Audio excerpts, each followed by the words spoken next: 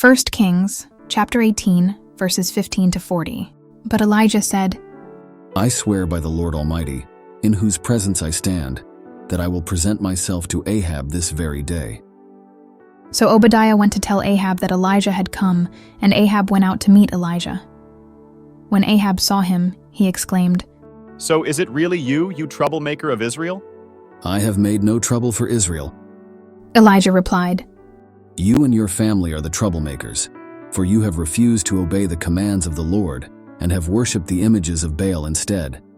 Now summon all Israel to join me at Mount Carmel, along with the 450 prophets of Baal and the 400 prophets of Asherah who are supported by Jezebel. So Ahab summoned all the people of Israel and the prophets to Mount Carmel. Then Elijah stood in front of them and said, How much longer will you waver, hobbling between two opinions? If the Lord is God, follow him, but if Baal is God, then follow him. But the people were completely silent. Then Elijah said to them, I am the only prophet of the Lord who is left, but Baal has 450 prophets. Now bring 2 bulls.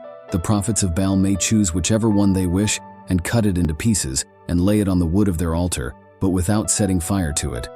I will prepare the other bull and lay it on the wood on the altar, but not set fire to it. Then call on the name of your God, and I will call on the name of the Lord. The God who answers by setting fire to the wood is the true God. And all the people agreed. Then Elijah said to the prophets of Baal, You go first, for there are many of you. Choose one of the bulls and prepare it and call on the name of your God, but do not set fire to the wood. So they prepared one of the bulls and placed it on the altar. Then they called on the name of Baal from morning until noontime, shouting, but there was no reply of any kind. Then they danced, hobbling around the altar they had made. About noontime Elijah began mocking them. You'll have to shout louder. He scoffed. For surely he is a god. Perhaps he is daydreaming or is relieving himself, or maybe he is away on a trip or is asleep and needs to be wakened.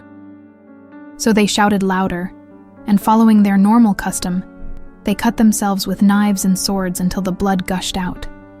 They raved all afternoon until the time of the evening sacrifice, but still there was no sound, no reply, no response.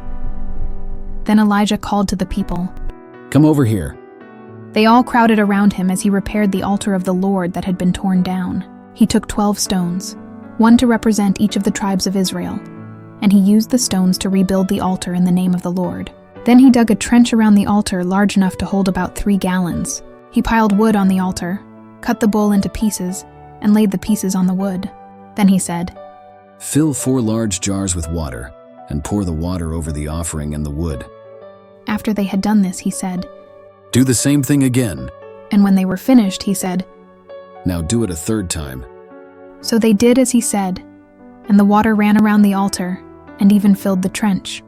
At the usual time for offering the evening sacrifice, Elijah the prophet walked up to the altar and prayed, O Lord God of Abraham, Isaac, and Jacob, prove today that you are God in Israel and that I am your servant. Prove that I have done all this at your command. O Lord, answer me. Answer me so these people will know that you, O Lord, are God, and that you have brought them back to yourself. Immediately the fire of the Lord flashed down from heaven and burned up the young bull, the wood, the stones, and the dust. It even licked up all the water in the trench. And when all the people saw it, they fell face down on the ground and cried out, The Lord, he is God.